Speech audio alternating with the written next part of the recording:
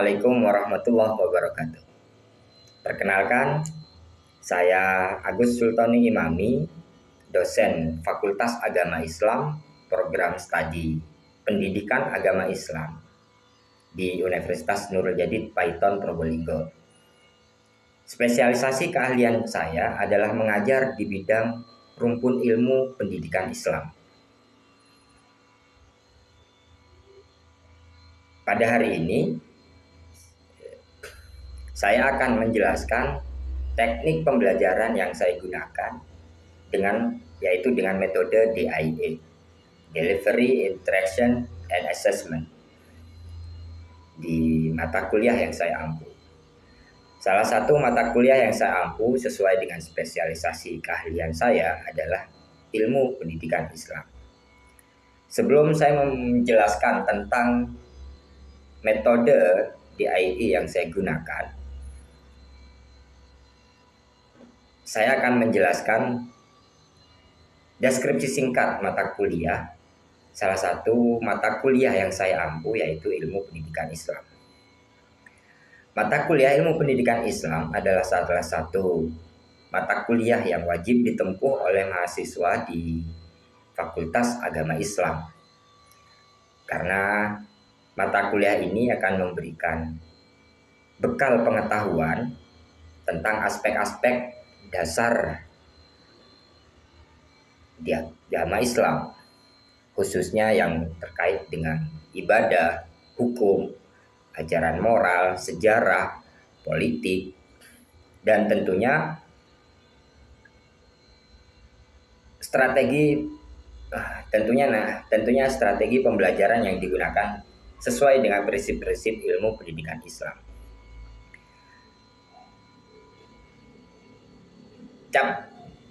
Capaian yang ingin ditempuh dalam mata kuliah ini adalah mahasiswa dapat menganalisa ruang lingkup, sejarah, dan beberapa aspek ilmu pendidikan Islam yang dapat dikombinasikan dengan khazanah Islam di Nusantara. Sehingga mahasiswa mampu merancang metode, model, dan strategi pembelajaran dengan lebih kreatif, terampil, dan bertanggung jawab sesuai dengan situasi yang dihadapi, khususnya di sekolah dan di pondok pesantren. Capaian yang ingin dicapai tersebut, kami membahas beberapa poin, beberapa tema diskusi yang kita jadikan per kelompok dengan studi kelompok yang terdiri dari 14 tema pokok bahasan, yaitu tentang pengertian konsep ruang lingkup dan tujuan ilmu pendidikan Islam. Yang kedua adalah memahami aliran dan teori-teori ilmu pendidikan Islam.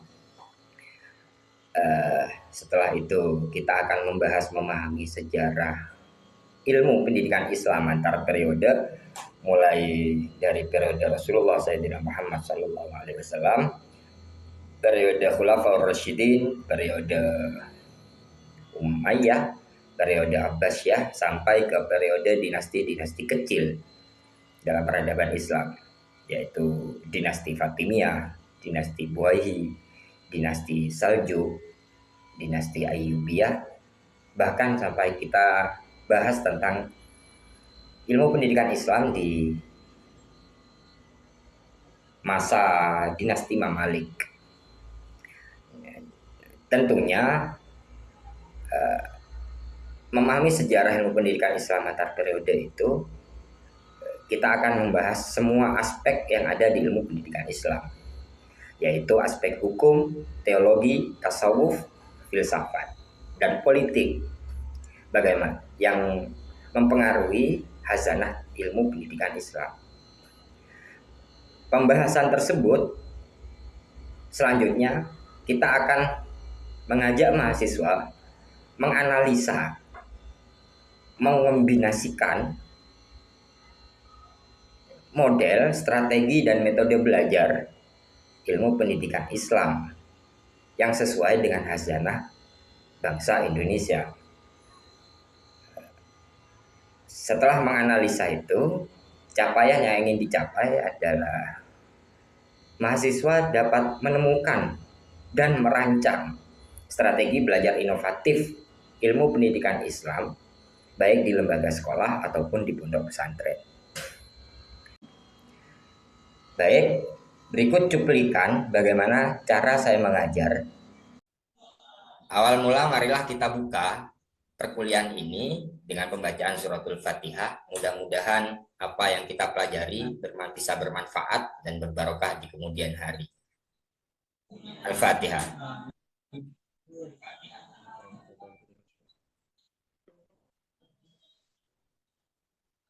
Amin. Amin.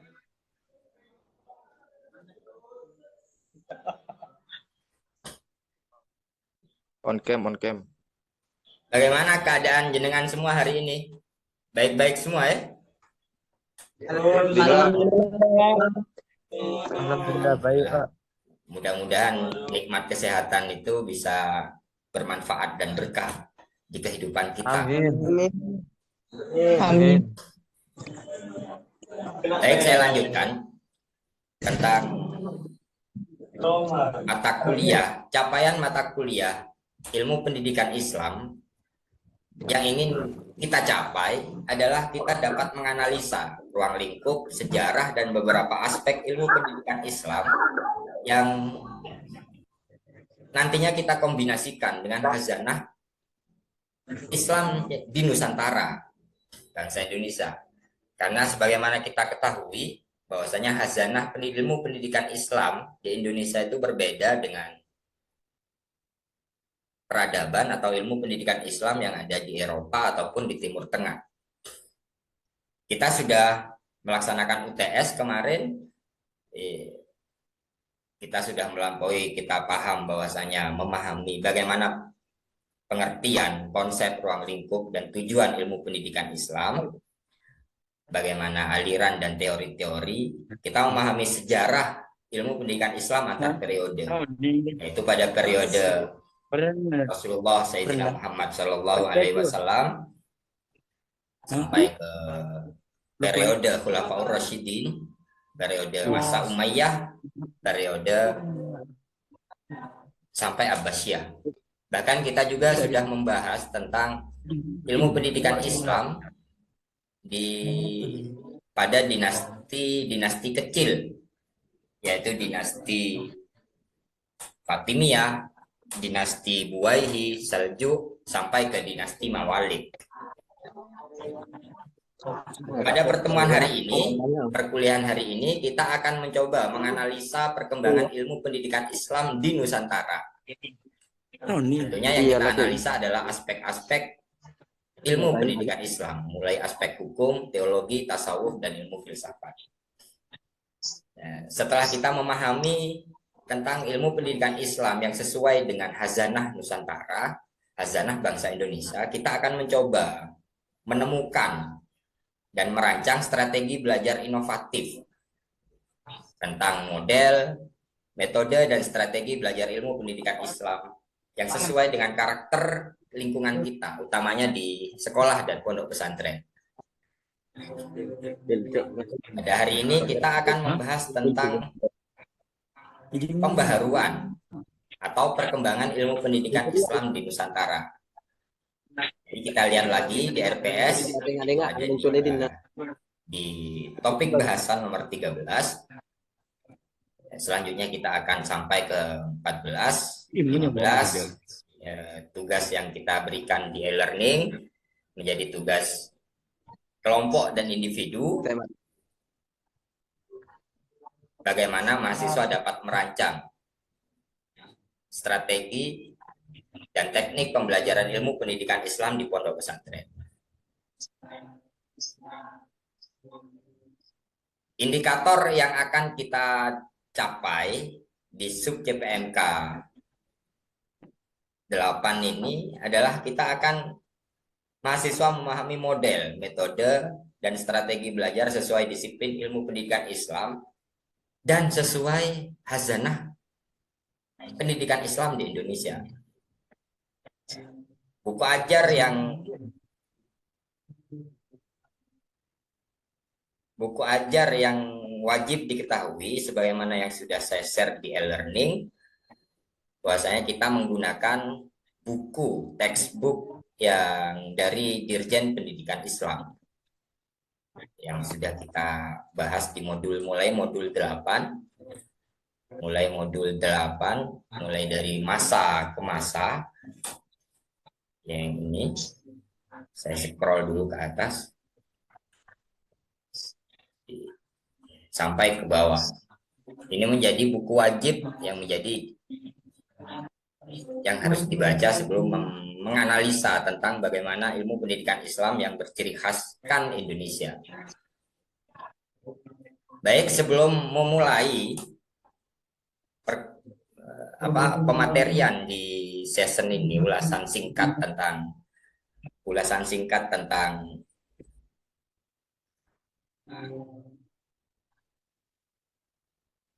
materi bagaimana menganalisa ilmu pendidikan Islam yang berbasis negara Indonesia atau yang berhazanah negara Indonesia. Apakah layar yang saya share bisa terlihat ya? Bisa Pak, bisa. Bisa ya? Nanti jika ada pertanyaan dilangsungkan saja. Jika ada komentar silahkan mengacungkan tangan dan meng-on-kan speaker. Kita akan lebih mengutamakan interaksi di pertemuan ini. Karena sifatnya analisa, tidak lagi pemahaman delivery.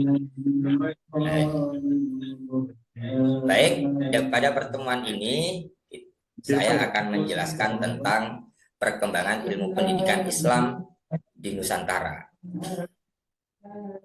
Capaian pembelajaran yang ingin kita raih dalam pertemuan ini adalah kita bisa menganalisa sejarah perkembangan ilmu pendidikan Islam di Nusantara. Beberapa poin indikator yang akan kita bahas adalah pengertian dan ruang lingkup pendidikan Islam, sudah kita bahas kemarin. Lantas penetapan pendekatan dan metodologis, pengujian keabsahan kesimpulan, sampai kita menemukan akumulasi pengkajian atau bangunan ilmu pendidikan Islam. Ini hanya sebagai refleksi saja bahwasanya bagaimana pendekatan dan bidang ilmu pendidikan Islam bisa telah kita diskusikan pada pertemuan selanjutnya, pertemuan sebelumnya, dan sekarang kita akan mencoba mengkombinasikan pada hazanah Islam Nusantara. Pada kehormatan itu terus tidak ikut terus. Baik, saya lanjutkan.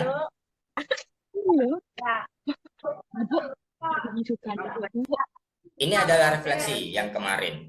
Bagaimana kumpulan bangunan,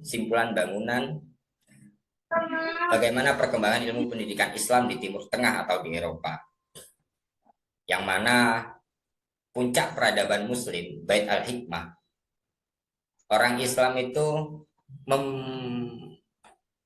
menciptakan halakoh, majelis, kedai buku, salon sastra, dan perpustakaan yang menjadi ujung tombak cendekiawan Muslim saat itu. Sampai terbentuknya Nizamul Mulk, Madrasah Nizamiyah pada masa Abbasiyah. Kita tahu bahwasanya pada saat masa kejayaan Islam itu kita mempunyai banyak tokoh yang sampai sekarang hazanah keilmuannya masih dipakai, seperti Ibnu Khaldun, Ibnu Sina, Al-Farabi, Al-Khwarizm, dan lain sebagainya. Pada masa kejayaan Islam inilah ilmu pendidikan Islam berkembang lebih pesat. Bagaimana yang awalnya ilmu pendidikan Islam itu hanya dilembagakan secara informal ataupun non formal, lantas menjadi lembaga pendidikan yang formal dan termanajemen dengan baik. Sehingga bahkan di sejarah itu ilmu pendidikan Islam kita itu menjadi Petronas antara ulama dan penguasa. Bagaimana penguasa itu ingin melanggengkan kebijakan-kebijakannya dengan menggunakan jasa-jasa ulama. Ini adalah refleksi pada saat perkembangan ilmu pendidikan Islam di Timur Tengah. Ini yang menjadi pembahasan kita hari ini. Dan untuk selanjutnya sampai mahasiswa dengan bisa merancang atau mengkombinasikan, menemukan strategi belajar ilmu pendidikan Islam yang sesuai dengan khazanah lingkungan masing-masing. Perkembangan lembaga pendidikan Islam di Indonesia itu, awal mula ilmu pendidikan Islam dilaksanakan di Langgar, Surau, Langger kalau bahasa Madura, Nggon Ngaji kalau bahasa Jawa, Muanesah kalau di bahasa di Aceh, di Dayak, Surau, dan bahkan di pondok pesantren. Pertanyaannya tadi jawab apa, Pak? Oke, baik, saya lanjutkan. Ini perkuliahan hari ini kita lebih khusus ke perkembangan pendidikan agama Islam yang ada di Nusantara. Bahwasanya lembaga awal pendidikan Islam di Indonesia itu adalah Langgar, Surau, atau pondok pesantren. Lambat laun pondok pesantren itu berubah menjadi pelembagaan pendidikan atau islamisasi masyarakat muslim. Mbah Maimun itu dawuh bahwasanya Islam di Indonesia itu berkembang sebagaimana pohon padi yang ditanam satu, yang tumbuh banyak sekali. Sampai di POM ada musola, ada langgar. Setiap rumah kalau di Madura, di Tapal Kuda ada surau, ada musola. Bahkan pondok pesantren menjamur di seluruh pelosok desa dan di kota. Namun yang terjadi, yang awalnya pondok pesantren itu hanya membahas tentang kitab kuning, berselang waktu pondok pesantren tidak lagi hanya membahas atau mengkaji kitab kuning, tapi ada pelembagaan formal, baik madrasah, bahkan perguruan tinggi. Sebagaimana yang kita ketahui di kampus kita, mulai dari Fakultas Dakwah sampai ke universitas hari ini. Bukan hanya universitas kita, tapi seperti halnya Jember, Unhasi, seperti halnya UIN Malang, awalnya hanya IAIN, Surabaya, tapi sekarang sudah berubah ke UIN. Tidak hanya sampai di situ, di akhir dekade hari ini, kita melihat banyak lembaga-lembaga ilmu pendidikan Islam itu yang menjamur menjadi sekolah elit, boarding school. Lembaga-lembaga itu menawarkan bagaimana ada lembaga ilmu pendidikan Islam yang termanajemen dengan baik, dengan fasilitas yang lebih daripada pondok pesantren yang ada yang tradisional. Jadinya sekolah elit Islam ini kemudian muncul bagaimana ada rumah tahfidz, rumah zakat, rumah yatim, banyak sekali dengan beberapa keunggulan-keunggulan yang ditawarkan di sekolah elit tersebut. Namun yang perlu diketahui bahwasanya peran pendidikan Islam di Nusantara itu berbeda dengan sejarah ilmu pendidikan Islam yang ada di Timur Tengah. Jika di Timur Tengah lebih banyak politis di masa Abbasiyah dan masa Umayyah, namun di Indonesia ilmu pendidikan Islam itu mempunyai peran untuk membantu semua Muslim. Artinya hazanah-hazanah tetap diakui. Bagaimana orang Indonesia itu tidak dirubah menjadi orang Arab, namun pendidikan Islam malah memberikan suatu ruang bagaimana berkreasi, bagaimana terus belajar, dan bagaimana bahkan mendapatkan rasa aman dengan ciri khas masing-masing, dengan ciri khas yang dimiliki. Jadi tidak merubah karakter, tapi bahkan membantu bagaimana Muslim di Indonesia itu bisa merawat. Ada 4 sense yang saya simpulkan bagaimana peran ilmu pendidikan Islam itu di Indonesia. Ilmu pendidikan Islam itu memiliki karakter bahwasanya agama itu menjadi sense of mother. Ilmu pendidikan Islam itu seperti ibu. Bagaimana mengayomi, membimbing, mengasuh, menimang. Tidak ada kekerasan di pendidikan Islam di Nusantara itu. Tidak ada takfiri, tidak ada syiah. Bahkan merangkul semua perbedaan. Orang Indonesia itu, orang Muslim Indonesia itu lebih toleran, lebih multikultural. Kebinekaan itu dijaga tetap sampai sekarang, bahkan diumum. Jika ada perbedaan-perbedaan yang ada. Yang kedua, peran ilmu pendidikan Islam di Indonesia itu mempunyai sense of teacher. Jadi agama itu seperti halnya guru. Bagaimana memberikan pengajaran, bagaimana mendidik, bagaimana memberikan ruang agar semua orang bisa berkembang. Yang ketiga, ada sense of entrepreneur. Ini belakangan. Peran ilmu pendidikan Islam ingin membentuk sebuah kader bagaimana orang Islam itu bisa menjadi pengusaha. Kita ketahui awal-awal ini PBNU sudah disahkan untuk mengelola tambang.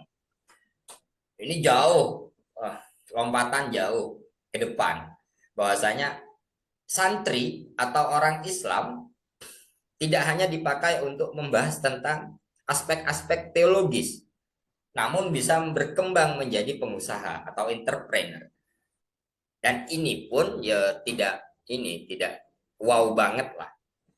Karena kita ada sense yang keempat adalah sense of Wali Songo. Bagaimana Wali Songo itu banyak menjadi pengusaha.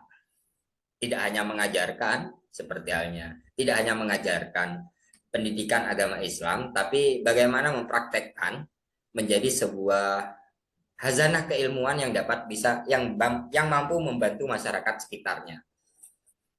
Sunan itu kaya-kaya, entrepreneur semua. Tapi kayaknya tidak membuat murka, tapi bahkan mengayomi. Begitu. Ini hakikat pertemuan di perkuliahan hari ini. Mungkin ada pertanyaan?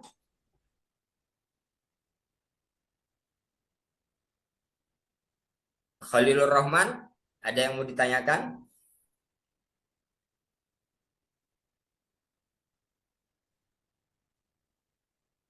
Daniel Matin, silakan yang mau ada bertanya dari peran ilmu pendidikan Islam. Karena ini hakikat di ilmu pendidikan Islam di Nusantara itu seperti ini yang saya buat ini. Kita akan mulai lagi, bentar lagi. Saya ada, Pak. Oh, silakan. Siapa ini? Mas Muhlisin. Ya, saya Muhammad Mulisin. Saya Apa mau tanya Isin? tentang Apa yang sih? saya mau tanya tentang yang sense of teacher. Kan itu eh, di Indonesia itu merangkul ya, Pak. Merangkul. Semua perbedaan. Iya. Ya. Nah, tapi dengan adanya merangkul itu kan ada pandangan-pandangan yang radikal sama liberal. Nah, bagi kita itu cara menyikapinya itu gimana ya, Pak? Dengan adanya hal itu. Baik, pertanyaan yang bagus sekali, Mas Muhlisin. Baru-baru ini kita Indonesia juga diserang beberapa aliran-aliran radikal. Bahkan dari bom Bali, bom di Malang, dari bom Jakarta. Banyak sekali aliran-aliran yang menggunakan hazanah keislaman, bahwasanya takfiri dan boleh dihukum mati. Kita tidak pernah kenal. Pendidikan Islam di Indonesia itu tidak pernah kenal dengan Islam yang radikal, Islam yang tidak merangkul perbedaan. Inilah peran bagaimana ilmu pendidikan Islam itu harus diketahui oleh mahasiswa. Bahwasanya peran ilmu pendidikan Islam itu harus bisa merangkul. Kejadian yang seperti bom Bali atau radikalisme yang lain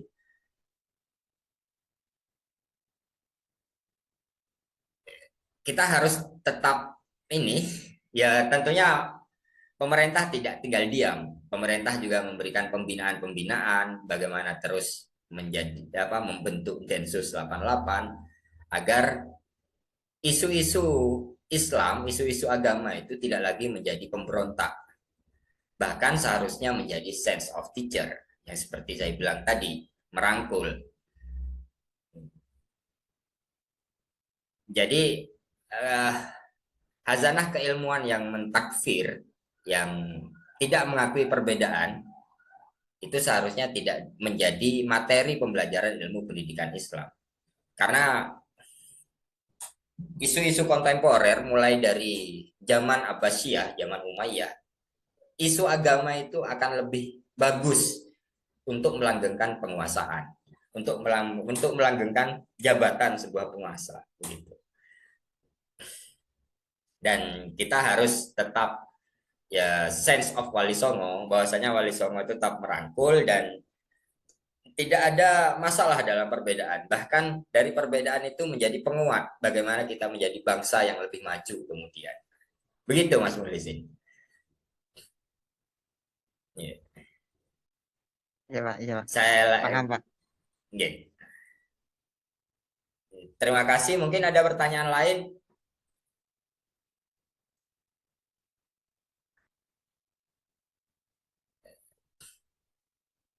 Ini formasi strategi pembelajaran yang seharusnya dilakukan oleh ilmu pendidikan agama Islam.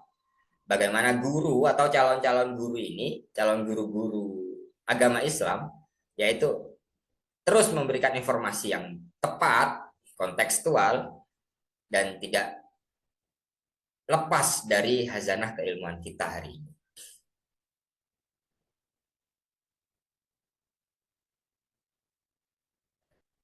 Paradigma pengajian ilmu pendidikan Islam di Indonesia itu walaupun sudah bersentuhan dengan dirosah Islamnya, Islamic Studies ataupun sains Islam, kita tetap harus menunjukkan daya tarik yang tulus, yaitu informasi. Kita menginformasikan.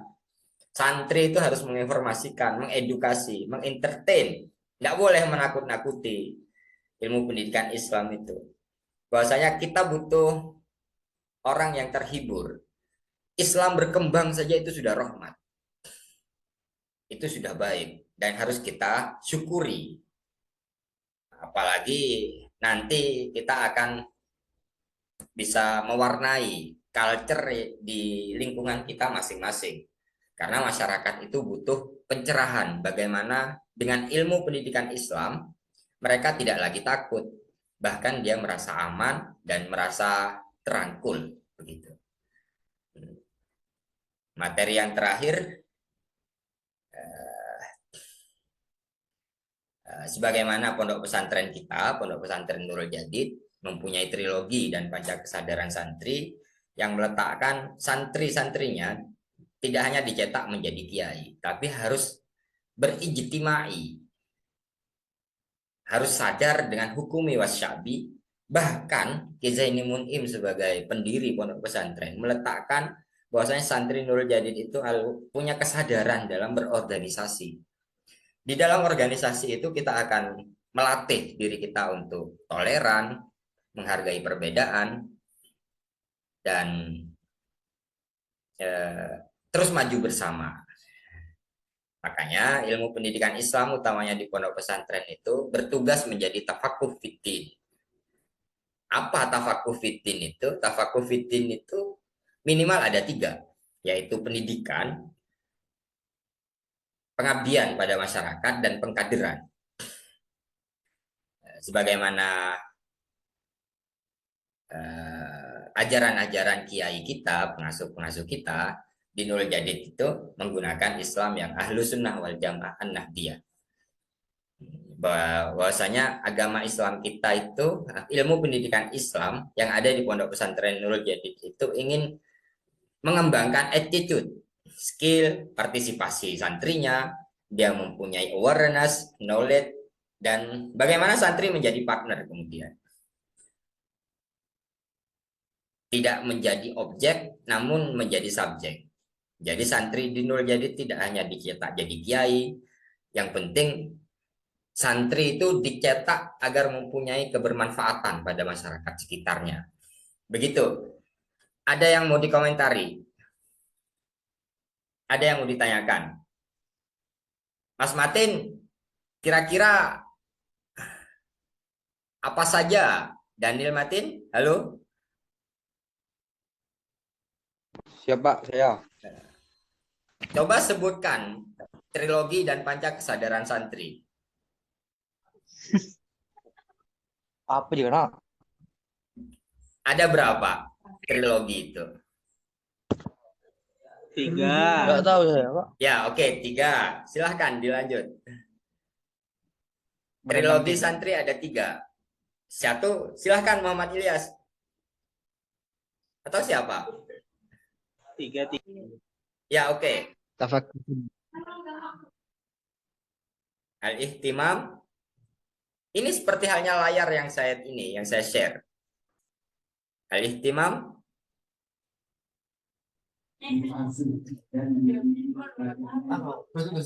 Al-Ihtimam Ya, ada bil 3, furu'il Pak. ainiyah. Halo? Al-ihtimam bil Ya, silakan Mas Khalilur Rahman. Ya, Memperhatikan kewajiban fardu ain, Pak. berdoa ya. Yang pertama. Siap, yang pertama. Yang kedua, al-ihtimam bitarkil kabair.